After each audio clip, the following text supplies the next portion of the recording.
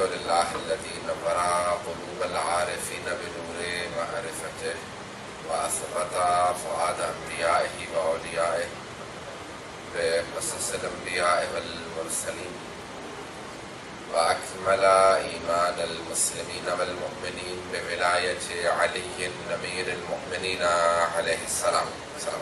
اللهم صل على محمد وآل محمد.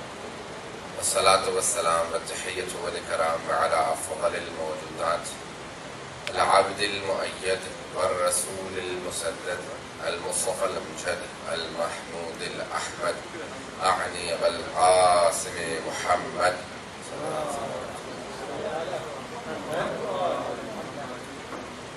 وعلى روحه ونفسه وسهره ومسيه سيد الأتقياء والأصفياء مولى الموالي إمام المتقين علي بن أبي طالب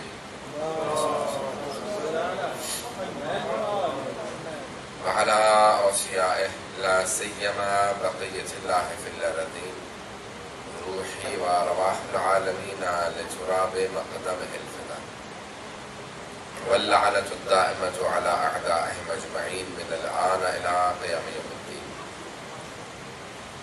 وبعد فقد قال الله الحكيم في كتابه الكريم بسم الله الرحمن الرحيم إنما يريد الله ليذهب عنكم الرجس أهل البيت ويطهركم تطهيرا.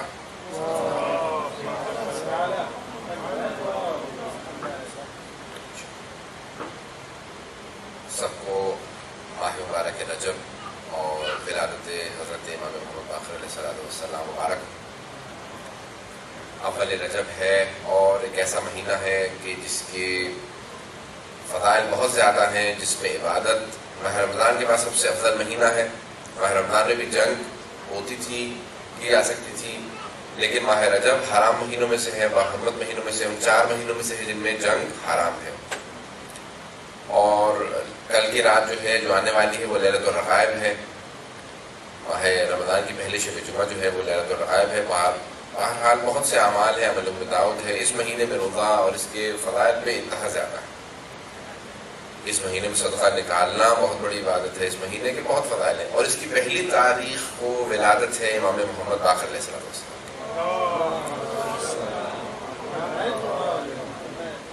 کہ جو 5ویں امام ہیں اور پیغمبر اسلام کی ہم نام ہیں اور ان کی شکل و شمائل، ان کا چہرہ، ان کی سیرت صورت ان کی پیغمبر اسلام سے ملتی تھی. اور پیغمبر اسلام نے خود سے اپنے ایک صحابی جناب جابر سے بڑا مشہور معروف واقعہ ہے، مجھے صرف اشارہ کر کے آگے بڑھنا ہے. کہہ رکھا تھا کہ جابر اللہ تمہیں بہت لمبی زندگی دے گا کہ تم میرے بیٹے میرے اس نواز حسین کے پوتے کو دیکھو گے جس کا نام میرا نام ہوگا، یعنی ان کا نام محمد ہوگا. ان کا لقب باقر ہوگا، ان کی کنیت ابو جعفر ہوگی. اور اے جابر جب تم ان سے ملو گے تو انہیں میرا سلام کہہ دینا. اور پیغمبر اسلام نے جس سے سلام بھجوایا ہو، اب سوچو اس کا مقام کیا ہوگا کہ پیغمبر اسلام نے سلام بھجوایا.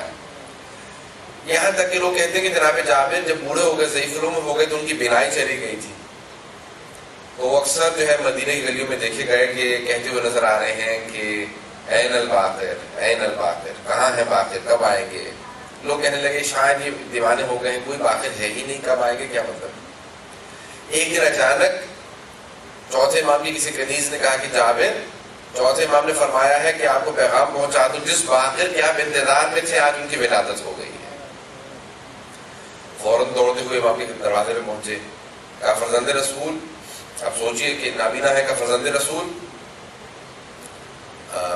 میں نے سنا کہ آپ کے گھر میں ولادت ہوئی ہے. کہا ہاں ولادت ہوئی ہے. کہا کہ میرے بچے کو جلدی سے غسل دے دیجئے اور پاک کر کے میرے پاس لے کے آئیے. کہا جابر تو پاک کرنا سکھائے گا جو آیت تطہیر کا مصداق ہو، جو خود آیت تطہیر کا مصداق ہو، کیا تو اسے بتائے گا کیسے پاک ہو جاتا ہے؟ یہ بیکی سے بچے کو پاک کرتے ہیں. یہ پاک و پاکیزہ آئے ہیں اس دنیا کے اندر، انہیں پاک کرنے کی ضرورت نہیں ہے، یہ دنیا کو پاک کرنے کے لیے آئے. یہ آیت تطہیر کا مصداق ہے. فوراً بچے کو دیا تو فوراً جناب جابر نے کہا کہ اے فرزند رسول، سلام ہو آپ پر میری طرف سے اور آپ کی جد رسول خدا کی طرف سے. تو فوراً امام نے جواب دیا، کہا کہ سلام ہو میرے جد رسول خدا پہ، سلام ہو میرے جد علی مرتضیٰ پہ، سلام ہو. اب آپ نے ایک مرتبہ سب کے نام لینا شروع کیے اور کہا کہ جابر آپ پہ بھی سلام ہو. کہا کہ فرزند رسول یہ بچہ بول رہا ہے یا کوئی اور بول رہا ہے؟ تو امام نے فرمایا کہ ہاں جابر، میں نے بتایا نا یہ بچہ عام بچہ نہیں ہے، یہ آیت تطہیر کا مصداق ہے، یہ تمام چیزوں سے، آلائشوں سے پاک ہے، دنیا کی ہر کمی سے، ڈیفیشنسی سے پاک ہے، اس کے اندر سارے کمالات، پرفیکشنز پائی جاتی ہیں، یہ پرفیکشنز کا بچہ حامل ہے، he contains all the perfections، اس کے اندر کوئی کمی نہیں ہے۔ جس طرح سے جناب عیسیٰ کے حوالے میں قرآن میں لکھا کہ بول رہے تھے، جناب امیر المومنین کے حوالے میں ہاتھوں پہ رسول خدا کے بول رہے تھے، اسی طرح سے یہ انہی کے ہیں، اولنا محمد، اوسطنا محمد، آخرنا محمد، کلنا محمد، ان کا پہلا بھی محمد ہے، درمیانہ بھی محمد ہے، آخری بھی محمد ہے، یہ سب کے سب محمد ہیں۔ تو کہا کہ کبھی شک نہ کرنا۔ ابھی بہترین انداز سے پیش کر رہے تھے مولانا، اور اس کے اندر جملہ انہوں نے کہا علم امام پہ پیش کیا، میں بھی اس کو بات کو آگے بڑھانا چاہتا ہوں، بہت اچھی طرح سے ماشاءاللہ سے انہوں نے پیش کیا ہے۔ تو یہاں تک کہ پانچویں امام سے پوچھا گیا، حق الیقین میں بھی ہے، اصول کافی میں بھی روایت ہے، بحار الانوار میں بھی ہے، اور بہت سی کتابوں میں روایت موجود ہے۔ پوچھا گیا کمل اسماء الاعظم، مولا یہ اسم اعظم کتنے ہیں؟ ہمارے بہت سے لوگ کہتے ہیں اسم اعظم مل جائے مجھے، اللہ کا گریٹ نیم مل جائے تو میں اس کے بعد بہت سے کام کرنے لگوں گا، مولا کتنے اسم اعظم ہے؟ تو امام نے فرمایا کہ 73 اسماء اعظم ہے، 73 ہیں اسم اعظم، 73 ہیں، اور ٹھیک ہے 73 ہیں، اللہ نے 73 اسم اعظم بنائے ہیں۔ آگے مولا کس کے پاس کتنے ہیں؟ کہا ہر نبی کے پاس کم از کم ایک ضرور ہوتا ہے، اسی سے وہ معجزات دکھاتے ہیں۔ مجھے آج کل سے کافی سخت فلو اور کافی میری طبیعت خراب ہے، میں جتنا ہو سکتا ہے پیش کر رہا ہوں آپ کے سامنے۔ تو کہا کہ فرزند رسول کتنے؟ کہا ہر نبی کے پاس کم از کم ایک اسم اعظم ضرور ہے جس سے وہ معجزات دکھاتے ہیں۔ اب وہ جو تم نے سن رکھا ہے قرآن میں واقعہ پڑھا حضرت آصف بن برخیہ کا، جو جناب سلیمان کے وصی تھے، کہا ان کے پاس ایک اسم اعظم تھا جنہوں نے زمین کو سکیڑ دیا اور پلک جھپکنے کی مدت میں، بلنک آف این آئی کے ڈیوریشن کے اندر وہ تخت بلقیس کو لے کے آ گئے تھے۔ کہا ایک اسم اعظم تھا۔ کہا وہ جو جناب عیسیٰ مردوں کو زندہ کر دیا کرتے تھے ان کے پاس 2 اسم اعظم تھے۔ کہا جناب موسیٰ کے پاس 4 اسم اعظم تھے، جناب ابراہیم کے پاس 8 اسم اعظم تھے، جناب نوح کے پاس 14 اسم اعظم تھے، جناب آدم کے پاس 25 اسم اعظم تھے۔ اللہ نے کہا نا کہ وعلم آدم الاسماء کلها، اللہ نے سارے اسماء اس کو سکھا دیا، 25 سے۔ کہ ہم اہل بیت کے پاس رسول اور ان کی آل کے پاس 73 میں سے 72 اسم اعظم، 73 میں سے 72 ہمارے پاس ہے۔ کہ وہ جو ایک اسم اعظم ہمارے پاس نہیں ہے، وہ اللہ نے فرق رکھا ہے کہ وہ خالق ہے، ہم مخلوق ہیں، اس نے وہ ایک ڈفرنس رکھا ہے، ہمارے پاس وہ ایک نہیں ہے۔ کہا لیکن سارے کے سارے اسماء اعظم کا مظہر ہمارے ہی ذات ہے، ہم ہی مظہر ہیں، ہے نا کہ مظہر العجائب جو ہے انہی کے اوپر ظہور کرتی ہر چیز، سارے اسماء اعظم کا۔ کہا وہ جو ایک اسم اعظم ہمارے پاس نہیں ہے اس کا بھی مظہر ہم ہیں۔ یہ امام کا علم ہے۔ امام فرماتے ہیں کہ کوئی، یہاں تک ایک آدمی نے تعجب کیا، ابھی مولانا پیش کر رہے تھے کہ کتنی زبانیں جانتے تھے، 70 زبانوں میں جواب دیا۔ تو ایک آدمی نے کہا کہ مولانا یہ آپ سے کس زبان میں بات کر رہا تھا؟ مجھے سمجھ میں نہیں آ رہی تھی، یہ تو عربی نہیں تھی۔ امام نے کہا نہیں یہ عربی نہیں تھی۔ کہا پھر یہ آپ کو اس کی زبان کیسے آتی ہے؟ امام نے کہا تو تعجب کر رہا ہے اپنے امام کے علم پہ؟ کہا مولا کہاں سے سیکھی آپ نے، کب سیکھی؟ مجھے تو پتہ بھی نہیں تھا آپ کو اور زبانیں بھی آتی ہیں۔ امام نے کہا یہ کنکری ضرورت ہے، امام نے اپنی زبان پہ رکھی، اپنے منہ سے نکالی کہ اپنی زبان پہ رکھ لے۔ اس نے اپنی زبان پہ رکھی تو گننے لگا 1 2 3، بہت تیزی سے گننے لگا، 70 تک چلا گیا۔ اب بہت سے افراد کھڑے تھے، کہا کیا کر رہے ہو؟ کہا کہ ابھی جو مولا نے اپنی زبان پہ وہ جو سنگریزہ رکھا تھا نا، کنکری رکھی تھی، اس کے بعد امام کا لعاب دہن جب میں نے اپنی زبان پہ رکھا تو خود مجھے بھی 70 زبانیں ازبر ہو گئی۔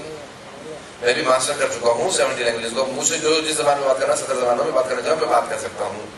امام کے لعاب دہن کا یہ اثر تھا، ان کا اپنا علم کیا ہوگا۔ تو کہا کہ ہم آیت تطہیر کا مصداق ہے، بہت پاک و پاکیزہ، یہ کائنات ہمارے لیے خلق کی گئی ہے۔ امام نے بہت سے معجزات دکھائے اور جتنے ماننے، دیکھیں حضرات جب آپ معجزات کی بات کرتے ہیں نا، بہت سے اور لوگ ہمارے ائمہ کے سچے معجزات ہیں اور وہ جھوٹی باتیں بنا کے لے آتے ہیں کہ ان کے بھی یہ تھا، ان کے پاس یہ تھا، ان کے پاس یہ تھا۔ توجہ ہے لوگوں کی؟ کون سی ایسی چیز ہے جو ہم کہیں کہ ہمارا دین صحیح ہے، ہمارے اماموں کے پاس یہ ہے جو کسی کے پاس نہیں ہے؟ بات واضح ہو رہی ہے؟ میں مثال کے طور پہ ہمارے ہیں کہ حضرت علیہ السلام نے خیبر کے در اکھاڑا تھا اور خیبر کی جنگ فتح کی تھی، تو ایک ہندو سے ایک صاحب کے مناظرہ ہو رہا تھا، انہوں نے کہا کہ یہ تو ہنومان جی پورا ہمالیہ اٹھا کے لے آئے تھے، اور جھوٹ ہے حالانکہ وہ، لیکن وہ حضرت امیر المومنین کا سچا واقعہ ہے۔ تو ان کا کون سی ایسی چیز ہے جو ہمارے پاس ہے جو کسی اور کے پاس نہیں ہے؟ انہوں نے کہا علوم اہل بیت ایسے ہیں جو کسی اور کے پاس نہیں ہے۔ علوم اہل بیت، معجزہ تو کوئی جھوٹا کر سکتا کسی کے متعلق، ہمارے ائمہ کا تو سب معجزات ہیں، سچے ہیں، ان کے جھوٹے ہیں، لیکن علم وہ نہیں دکھا سکتے. کسی کے پاس بھی قرآن کے بعد نہج البلاغہ نہیں ہے، صحیفہ سجادیہ نہیں ہے، احادیث کی کتابیں نہیں ہیں جو ہمارے ائمہ علیہ السلام. یہ معارف اہل بیت، یہ علوم اہل بیت کسی اور کے پاس نہیں، صرف اور صرف اہل بیت کے ماننے والوں کے پاس ہے، یہ شیعوں کے پاس ہے. کسی بھی مکتب میں چلے جائیے، اسلام میں، اسلام سے باہر کسی دین میں چلے جائیے، وہ جو علوم اہل بیت ہے وہ کسی اور جگہ نہیں ملیں گے. اور جب بھی علم کی بات آئے گی وہاں باقر العلوم کی بات ضرور آئے گی. باقر العلوم کہ جہاں پہ حدیث میں ملتا ہے کہ یبقر العلم بقرن، وہ زمین سے اس طرح سے، آپ نے دیکھا کہ ایک بیج، ایک سیڈ ہوتا ہے نا، زمین میں دبا دیتے ہیں. اللہ کہتا ہے کہ تم نے کبھی دیکھا کہ وہ ایک سیڈ، ایک بیج جب زمین میں لگتا ہے تو زمین، مٹی سخت ہوتی ہے، وہ مٹی کے سینے کو چاک کر کے وہاں سے بالکل باریک کومل ہوتی ہے، سبزی کتنی نرم ہوتی ہے، کہ زمین کا سینہ چاک کر کے وہاں سے باہر نکل آتا ہے اور درخت بن جاتا ہے. کبھی تم نے سوچا اس کو کس نے طاقت دی؟ اللہ کہتا ہے کہ میں ہوں جس نے برے انت سے ماں، جس نے ان بیج کو طاقت دی ہے کہ زمین کا سینہ چاک کر کے درخت بن جاتا ہے. اسے یہ جو زمین سے ایک بیج نکلتا ہے نا، زمین کا سینہ چاک کر کے اور درخت بن جاتا ہے، اسے کہا جاتا ہے باقر. یہ سینہ چاک کر کے نکلا ہے. یہ بقر العلم، باقر امام کا لقب ہے باقر العلوم، جس طرح سے وہ زمین کا سینہ چاک کر کے ایک چھوٹا سا بیج درخت نکال دیتا ہے. امام فرماتے ہیں، امام کا لقب یہ باقر العلوم، کہ وہ سارے علوم کو اسی طرح سے زمین سے دوبارہ پروان چڑھاتے ہیں جس طرح سے وہ بیج درخت بنتا ہے. وہ اپنا لقب ہے امام کا باقر العلوم. ہر امام کے لقب کے اوپر غور کیجیے کہ اس کا لقب کیا ہے، کیونکہ وقت نہیں، میں ہر یعنی تفصیل میں نہیں جا سکتا کہ امام کی تمام علوم کو پیش کروں. ریاضیات ہوں، چاہے وہ سائنسز ہوں، آرٹس ہوں، ادبیات ہوں، لٹریچر ہو، چاہے فقہ ہو، اصول ہو، تفسیر ہو، حدیث ہو، فلسفہ ہو، تمام علوم کے اندر اگر آپ کو مہارت ملے گی. امام کی شاگرد، اب ہر شاگرد میں طاقت نہیں تھی سارے علوم سیکھ سکتا. یہاں تک کہ حضرت زرارہ نے چھٹے امام سے کہا کہ مولا میں اپنے والد اور بھائیوں کے ساتھ آپ کے بابا کے پاس جا رہا تھا اور وہ حج کا درس دیا کرتے تھے، حج، اسرار حج، حج کے سیکرٹس. کہ اب میں بوڑھا ہو چکا ہوں، آپ بھی بوڑھے ہو گئے ہیں، یہ حج کب ختم ہوگا؟ 50 سال ہو گئے مجھے حج پڑھتے ہوئے آپ لوگوں کے پاس. امام نے کہا کہ او زرارہ، وہ حج جو حضرت آدم سے 2000 سال پہلے شروع ہوا تھا، کیا تو چاہتا ہے کہ میں 50 سال میں سارا حج تیرے سامنے ختم کر دوں؟ یہ امام کا علم ہے، یہ ہے باقر العلوم، یہ ہے امام ابو عبداللہ الصادق. یہ امام جس علم میں بولتے ہیں. امام کے شاگرد ایسے شاگرد ہیں کہ جو لوگ تعجب کرنے لگے. محمد ابن مسلم 70,000 احادیث یاد تھی. حضرت امام محمد باقر علیہ السلام کے شاگرد تھے. حضرت محمد ابن مسلم شاگرد تھے، کوفے کے رہنے والے تھے. 70,000 احادیث امام سے انہوں نے سیکھی تھی. 20 سال امام کے پاس پڑھتے رہے. اس کے بعد امام نے کہا واپس چلے جاؤ عراق، وہاں پہ ہمارے مکتب کی تبلیغ کرو. واپس آئے تو کوفے میں درس دینے لگے. لوگ کہنے لگے یہ کون ہے، اسے ہر علم میں حدیث یاد ہے، تاریخ ہو، تفسیر ہو، فقہ ہو، اصول ہو، ہر موضوع میں حدیث یاد ہے، بہت قابل آدمی ہے. کون ہے، کہاں سے آیا، بہت ہر آدمی کی باتیں کر رہا ہے. ابھی ممبر پہ نہیں آئے تھے، زمین پہ بیٹھے ہوئے تھے، سن رہے کہ لوگ میرے مطابق باتیں کر رہے ہیں. ساری مسجد بھری ہوئی ہے مسجد کوفہ میں. لوگ کہنے ابھی یہ دیکھو ممبر پہ جائیں گے نا کوئی ان کا مقابلہ نہیں کر سکے گا. ایسا علم بیان کرتے جیسے سمندر بیٹھا ہوا ہے ممبر کے اوپر. ان کے پاس علم کی کمی نہیں ہے. سب باتیں کرنے لگے کون ہے، کہاں سے آیا، کس سے سیکھا ہے. اچانک بات کرتے کرتے ایک آدمی نے کہا تم نہیں جانتے یہ محمد باقر کا شیعہ ہے. بس یہ لفظ سننا تھا کہ حضرت محمد ابن مسلم زار و قطار رونے لگے. جس نے کہا تھا وہ قریب بیٹھا تھا، وہ سمجھ گیا. کہا میں نے کوئی غلط بات کہی ہے، آپ کو برا لگ گیا، آپ رونے لگے. کہا کہ تم نے کہا کہ میں محمد باقر کا شیعہ ہوں، میں جعفر صادق کا شیعہ ہوں. میں رو اس لیے رہا ہوں کہ ایسا نہ ہو کہ روز قیامت امام مجھ سے سوال کرے کہ لوگ تجھے میرا شیعہ کہتے تھے، کیا تیرا اتنا معیار تھا، اتنا تیرا اسٹیٹس تھا کہ تم میرا شیعہ کہلا سکتا؟ یہ سوچ کے رو رہا ہوں کہ روز قیامت امام کو کیا جواب دوں گا، مولا میرا اتنا اسٹیٹس نہیں کہ میں آپ کا فالوور کہلا سکوں. یہ دیکھیے امام کے جو قابل شاگرد ہیں ان کا یہ عالم ہے. مجھے شرم آتی ہے کہ میں کہوں ہاں میں امام باقر کا شاگرد ہوں، ان کا میں شیعہ. میرے میں تو ایسی قابلیت کوئی نہیں ہے، میں اتنا کوئی بڑا نہیں ہوں کہ میں کہہ سکوں کہ میں امام کا شیعہ ہوں، کیونکہ ان کا مقام بہت بلند تھا. یہاں تک کہ اہل سنت کے جو بہت بڑے امام ہیں، امام مالک، وہ کہتے ہیں میں نے اپنی زندگی میں جعفر ابن محمد اور ابو جعفر امام باقر ان سے زیادہ قابل آدمی زمین میں دیکھا ہی نہیں ہے کہ کسی کے پاس اتنا علم ہو. جو سوال کر لو وہ بتاتے تھے تو پتہ چلتا تھا علم کیا ہے. کسی کو معلوم ہی نہیں تھا علم کیا ہے. جب تک وہ بولتے نہیں تھے تب تک پتہ نہیں چلتا تھا. اپنے شاگردوں کی تربیت کرتے تھے. کہا کہ اس موضوع پہ بحث کرو. کہا یہ چیزیں بھی کمی ہے, مناظرہ کر رہے ہو لیکن ان میں تم میں بھی یہ چیزیں کم ہیں, اس کو امپروو کرو. علوم سکھاتے تھے. یہاں تک کہ مختلف افراد سے کہا کہ مولا کیا بات ہے, مجھے سمجھ میں نہیں آتا. امام نے سینے پہ ہاتھ رکھا. کہا کہ اب ذرا کل سے درس میں آنا. کہا مولا جب سے آپ نے سینے پہ ہاتھ رکھا ہے میری کیفیت بدل گئی ہے. کہا کہ میں نے کچھ عطا کر دیا. یہ ہے باقر علوم. جب چھٹے امام کے ساتھ ایک مرتبہ مدینے کے اندر دیکھ رہے تھے, چھٹے امام خود راوی ہیں, فرماتے ہیں کہا کہ میں اپنے بابا کے ساتھ بیٹھا ہوا تھا. ایک مرتبہ مدینے کے اندر پوپ جو تھا, وہ اس زمانے میں فلسطین اس کا مرکز تھا, تو مدینے میں وہ دورے کے لیے آیا کیونکہ اس کے اطراف میں کافی کرسچنز اور جوز تھے. تو کہا پوپ آیا ہوا تھا, اس نے وہی اپنا سونے کا پہن رکھا تھا سب کچھ, بہت سر پر سارے عیسائی جمع تھے. تو کہا میرے بابا نے کہا کہ, یعنی امام باقر نے کہا, امام جعفر صادق نے کہا, میرے بابا نے کہا کہ جعفر آؤ ہم دونوں بھی چلتے ہیں. کہا بابا چلیے.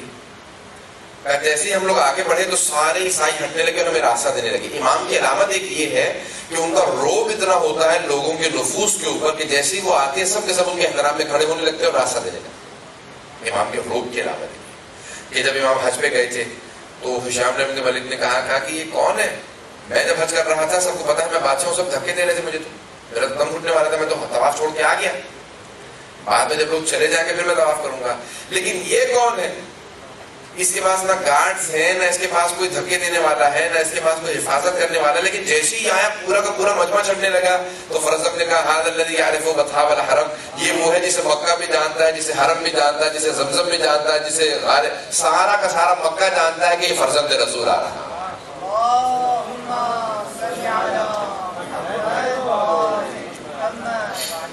یہ وہ ہے جنہیں پوری دنیا جانتی ہے. جب ایک مرتبہ عیسائی سارے جمع تھے, امام آنے لگے. جیسے ہی امام آنے لگے تو سارا مجمع چھٹنے لگا, اور جیسے ہی امام آگے آئے تو پوپ نے دیکھا, کہا کہ بھئی یہ عیسائی نہیں لگ رہے, دیکھنے میں کراس نہیں پہنا ہوا, کچھ چہرے ان کے جو ہیں بہت ہی پر ہے, بہت جلال ہے چہرے پہ ان کے. تو اس نے فوراً سوال کیا, کہا کہ کیا آپ ہمارے دین کے ماننے والے ہیں یا محمد کے دین کے ماننے والے ہیں؟ کہا ہم محمد کے دین کے ماننے والے صلی اللہ علیہ وسلم. کہا ہم رسول خدا کے دین کے ماننے والے. کہا آپ کیا اس امت کے علماء میں ہیں کہ جاہلوں میں ہیں؟ اب اس نے دیکھا نا, تو اس نے فوراً سوال کیا کہ آپ اس امت کے, امت محمدی کے آپ علماء میں ہیں کہ جہلا میں ہیں؟ تو امام نے کہا میں جاہلوں میں نہیں ہوں. یہ نہیں کہا میں علماء میں ہوں, علم رکھنے والا ہوں. کہا میں جاہلوں میں نہیں ہوں. دیکھیں یہ تواضع انکسار امام علیہ السلام کی. تو اس نے کہا کہ ٹھیک ہے فرمائیے کیا بات ہے, آپ کیوں آئے ہیں؟ امام نے کہا میرے 3 سوال ہے, سوال کا جواب دو گے؟ تو اس نے کہا کہ میں آپ سے سوال کروں, آپ سوال کا جواب دیں گے؟ امام نے کہا ہاں, جو سوال کرنا چاہو سوال کر سکتے ہو. اس نے کہا یہ بتائیے وہ کون سی سرزمین ہے جہاں ہمیں پوری تاریخ میں بس ایک مرتبہ سورج چمکا ہے؟ امام نے کہا وہ دریائے نیل کی تہ ہے. دریائے نیل کی تہ ہے. جب جناب موسیٰ کے لیے نیل پھٹ گیا تھا, کھل گیا تھا, تو وہاں پہ سورج چمکا تھا. بس ایک مرتبہ سورج اس کے تہ میں چمکا, پھر دوبارہ نہ اس سے پہلے کبھی چمکا نہ بعد میں کبھی چمکا. تو اس نے کہا آپ نے نہیں کہا تھا کہ آپ جاہلوں میں؟ ہم نے کہا نہیں, میں نے کہا تھا میں جاہلوں میں نہیں ہوں. کہا کہ اچھا دوسرا سوال کروں؟ کہا ہاں فرما. دوسرا سوال کیا تیرا, تو سوال کر. کہا کہ یہ بتائیے کون سے 2 بھائی ہیں ایک ہی دن پیدا ہوئے, ایک ہی دن مرے, لیکن ایک بھائی دوسرے سے 100 سال بڑا تھا. ایک ہی دن پیدا ہوئے, ایک ہی دن انتقال ہوا, لیکن ایک بھائی دوسرے سے 100 سال بڑا تھا. کہ حضرت عزیر اور عزیرہ, یہ 2 بھائی تھے, جڑواں تھے, ٹوئنس تھے. قرآن میں ہے نا, سورہ ہے, سورہ بقرہ کے اندر پورا تذکرہ آیا ہے کہ حضرت عزیر نے کہا کہ جب ایک وادی سے گزر رہے تھے تو وہاں پوری کی پوری وادی جو ہے وہ اللہ کا عذاب نازل ہوا, تو سب مر گئے تھے لوگ.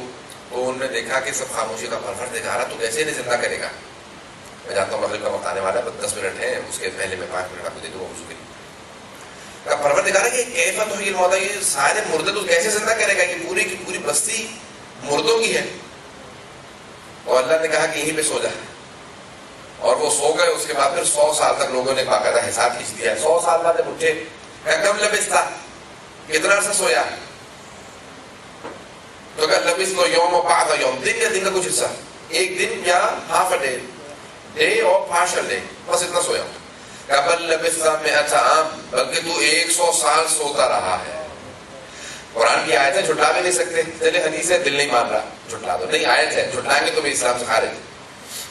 کہا کہ کم لبثت, کہا لبثت تو یوم بعد یوم, میں دن کے دن میں کچھ اس نے سویا کہ نہیں, بل لبثت مئۃ عام, تو 100 سال سوتا رہا ہے. انظر الی حمارک, اپنے گدھے کو دیکھ, گل چکا تھا, ختم ہو چکا تھا, اس کا گوشت ختم ہو گیا تھا. اور پھر کہا کہ انظر الی طعامک, اور انظر الی طعامک, اور اپنے کھانے کو دیکھ, کیف یتسنی, ختم ہو چکا ہے, گل سڑ کے ختم ہو گیا, کیڑوں نے کھا لیا. اب دیکھ میں دوبارہ گدھے کو کیسے زندہ کروں گا. ایک مرتبہ گدھے کی ہڈیاں بننے لگی, گوشت چڑھنے لگا, خون دوڑنے لگا, پوست بننے لگی, گدھا گدھا بن کے دوبارہ کھڑا ہو گیا. کہا ایسے مردوں کو زندہ کر دوں گا. اب نبی تھے. تو ایک بات یہاں پہ حالات واضح ہو گئی کہ اگر ایک نبی کے ساتھ بھی گدھا 100 سال تک سوتا رہے تو پھر بھی گدھا ہی رہتا ہے. صلاۃ علی محمد علیہ محمد.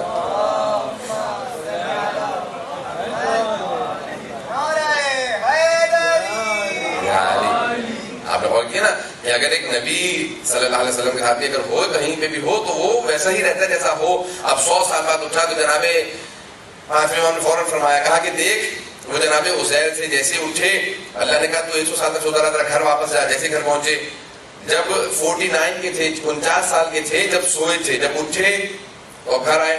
گھر آنے کے بعد دروازہ کھٹکھٹایا, بھائی نکلا, بوڑھا ہو چکا تھا, سفید باڑ, 149 ہو گیا تھا. حضرت عزیرہ, حضرت عزیر کے بھائی عزیرہ, کہا کہ تم میرے بھائی جیسے لگتے ہو.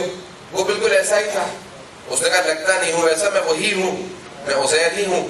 کہا یہ کیسے ہو سکتا ہے کہ تم بوڑھے نہیں ہوئے اور میں بوڑھا ہو گیا.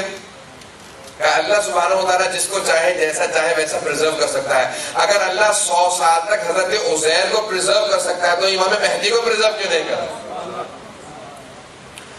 اب 1 سال بعد دونوں کا انتقال ہوا, ایک ہی دن دوبارہ انتقال ہوا. امام نے کہا ایک ہی دن پیدا ہوئے تھے, ایک ہی دن انتقال ہوا, لیکن ایک بھائی دوسرے سے 100 سال بڑا تھا. انہوں نے کہا آپ میرے ہر سوال کا کیوں صحیح جواب دیتے ہیں, آپ تو کہتے ہیں میں عالم نہیں. انہوں نے کہا نہیں, میں نے یہ کہا میں جاہل نہیں ہوں. حضرت یہ تاریخ ہے ہمارے ائمہ علیہ السلام کی کہ جہاں پہ جس چیز کا حل کیا ہے اس کو دوبارہ کوئی بگاڑ نہیں سکتا. اس چیز کو مسئلے کو کسی نے بگاڑا نہیں ائمہ علیہ السلام نے. وہ جو پادری تھا بڑا پریشان ہوا, وہ پوچھ رہا کہ آپ کہاں سے آئے, کون. کہا کہ میں نواسہ رسول کا پوتا. اب وہ سمجھ گیا کہ میں نے کسی غلط آدمی سے گفتگو شروع کر دی ہے, یہ تو دین کا وارث ہی ہے. میں سمجھ رہا تھا میں کسی عام آدمی سے بات کر رہا ہوں, یہ تو دین کا وارث ہے جس سے میں بات کر رہا ہوں, اسلام کا وارث ہے. بس ایک مرتبہ اس عیسائی مجمع کے اندر امام نے خطاب کرنا شروع کیا اور سارے کے سارے, اس نے کہا کہ عیسائیوں کو یہاں سے بھگا دو کہ ایسا نہ ہو کہ اس کا خطاب سننے کے بعد سارے عیسائی اسی کے دین پہ چلے جائیں. آپ نے غور کیا ہمارے ائمہ علیہ السلام کا ایک خطبہ کنورٹ کرنے کے لیے کافی ہوتا ہے, پورے مجمع کو کنورٹ کرنے کے لیے ایک خطبے سے. کیونکہ وقت نہیں ہے, میں صرف آخری پیش کروں گا, اس کو ختم کر دوں گا. تو 4 برس کے ہیں میدان کربلا میں, یہ ہم کو ولادت ہوئی ہے 57 ہجری میں, 3.5 سال کے ہیں کربلا کے اندر 10 محرم کو. اور کربلا کی اکثر روایات آپ نے پیش کی ہیں. تو اس کے بعد زندان کے حالات, اور اس کے بعد پھر امام نے اپنے والد کے سارے مسائل کو پیش کیا. والد کے ساتھ کربلا کے بعد 35 سال تک 95 ہجرہ تک رہے. اور اس کے بعد پھر آپ نے سارے مسائل, یہاں تک کسی نے سوال کیا امام سے کہ مولا جانوروں کی زبان بھی سمجھتے ہیں. ہاں امام نے کہا کہ لوگ کہتے ہیں کہ جب سید الشہداء گھوڑے سے گرے تھے نا, ذوالجناح سے گر گئے تھے, تو وہ امام کا طواف کر رہا تھا اور آوازیں بلند کر رہا تھا, کچھ کہہ رہا تھا. وہ کیا کہہ رہا تھا؟ تو امام نے کہا کہ وہ کہہ رہا تھا کہ فرزند رسول ایک مرتبہ ہمت کر کے میری پشت میں سوار ہو گئے, میں آپ کو اتنی دور لے جاؤں گا, پھر آپ کو کوئی نقصان نہیں پہنچا سکے. کہا کہ پھر وہ کہہ رہا تھا کہ وائے وہ اس امت میں جس نے اپنی ہی اسی امت نے اپنے ہی نبی کے نواسے کو ذبح کر دیا. کہا کہ وہ یہ کہہ رہا تھا. کہا کہ مولا اس کے بعد وہ کہاں گیا؟ کہا کہ اس کے بعد وہ خیمے میں آیا, اور خیمے میں آنے کے بعد اس نے جو مستورات تھی ان کو بتایا. کہا جب اس کی زین لٹکی ہوئی تھی, سیڈل جو ہے نا گھوڑے کی, وہ لٹکی ہوئی تھی. اس لٹکی ہوئی زین کو دیکھ کے بیوی نے اندازہ لگا لیا کہ مولا گر گئے. اس کی باگیں کٹی ہوئی تھی. اور اس سے پھر ایک مرتبہ میری پھپھی مخاطب ہوئی, کیونکہ امام خیمے میں تھے, جانتے تھے. جناب رقیہ بنت الحسین, جناب سکینہ, ہم لوگ ہندوستانی پاکستانی سکینہ بنت الحسین کہتے ہیں. جب ایران عرب میں جائیں گے, ایرانی اور عرب جو ہیں وہ رقیہ بنت الحسین کہتے ہیں, ہم لوگ سکینہ بنت الحسین کہتے ہیں. تو امام نے کہا کہ وہ 4 برس کی بچی نے ایک مرتبہ کہا کہ یا جواد السقیا ابھی ماتا عطشانہ, اے ذوالجناح اے گھوڑے, جب تو خیمے سے گیا تھا نا میرے بابا کو لے کے, میرے بابا بہت پیاسے تھے, بس مجھے اتنا بتا دے میرے بابا کو پانی پلا دیا تھا, یہ پیاسا ذبح کر دیا ہے.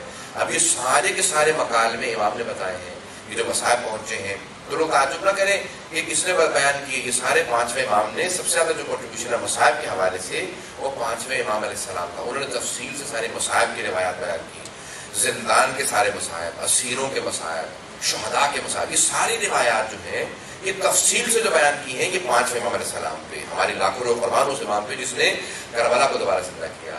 اور پھر امام نے جملہ کہا کہ جب میں اپنے بابا کو بھی غسل دے رہا تھا نا تو کہا کہ چھٹے امام نے کہا کہ 3 افراد غسل دیتے دیتے رونے لگے, جناب امیر المومنین اور 5ویں امام جو غسل دے رہے تھے.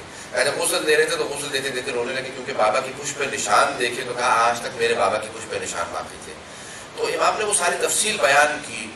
اور پھر امام نے جب جا رہے تھے دنیا سے ایک وصیت کی, کہا ہے میرے بیٹے جب ہر سال حج پہ جایا کرنا نا تو مینا میں عزاداری ضرور کرا دیا کرنا. دیکھیں عزاداری کو ریوائو کرنا, کہاں حج پہ, کہاں پہ مینا میں, اسی لیے مینا میں مجلس کرنا سنت امام باقر علیہ السلام ہے. کہا ہر سال ضرور مجلس کیا کرنا کا, کیونکہ پوری دنیا سے حاجی آئیں گے, وہاں عزاداری ہو جائے گی تو سب کو پیغام پہنچ جائے گا. کتنا 7 سال تک, یار بیٹا میں بوجھ نہیں بنا رہا, یہ 7 سال کے پیسے دے کے جا رہا ہوں, ہر سال عزاداری کا پورا خرچہ ہے, 7 سال تک عزاداری کراتے رہنا. یعنی دیکھیے کہ امام نے کچھ ایسی سنتیں رائج کر دی جو آج تک باقی ہیں امام باقر علیہ السلام کی, اور علوم کو اس طرح سے پھیلایا. کیونکہ وقت تمام ہو چکا ہے, نماز کا وقت ہونے والا ہے. مجھے انہوں نے کہا تھا کہ 5 منٹ دے دیجیے گا تاکہ حضور کر سکیں. حضرت یہ ہے یکم رجب کو, اگر رجب کے مہینے کو 4 چاند لگائے ہیں تو وہ 5ویں امام علیہ السلام کی ولادت. ایک مرتبہ ایک امام کی آمد ہوئی اور یہ پورا کا پورا مہینہ باحرمت ہو گیا. اور امام کی بے انتہا فضائل ہے. پروردگارا تجھے واسطہ اس مہینے کا, تجھے واسطہ 5ویں امام کا, تجھے واسطہ یکم رجب کا. پروردگارا اب اس مہینے میں ہماری توبہ قبول فرما. پروردگارا یہ رجب ہی کا مہینہ ہوگا جس کے اندر 12ویں امام کے ظہور کی علامتیں آئیں. پروردگارا ہمیں 12ویں امام علیہ السلام کے ظہور دیکھنا نصیب فرما. ہماری گنہگاروں کو امام زمانہ کی زیارت نصیب فرما. پروردگارا تجھے واسطہ اپنے حبیب کا, تجھے واسطہ 5ویں امام کا, پوری دنیا کے اندر ظلم و جور کے خاتمے کے لیے 12ویں امام کو تعجیل فرما. تمام مومنین کی حفاظت فرما. شیعہ حیدر کرار کی حفاظت فرما. بحرین کے, پاکستان کے, عراق کے, افغانستان کے سب مومنین کی حفاظت فرما. پروردگارا جتنے فراد نے تمام سے دعا کی سب کی دعا کو مستجاب فرما. ہمیں عیدی عنایت فرما. ہمارے گناہ نے کبیرہ صغیرہ معاف فرما. پروردگارا ہم جتنے بھی ہمیں افراد ہیں جنہوں نے اہتمام کیا ان سب کی پروردگارا توفیقات میں اضافہ فرما. رزق و روزگار میں برکت عنایت فرما. اور جو مقروض ہونے فضلوں کا عطا فرما. ربنا تقبل منا انك انت السميع العليم بحق محمد وآله الطيبين الطاهرين المعصومين. صلوات.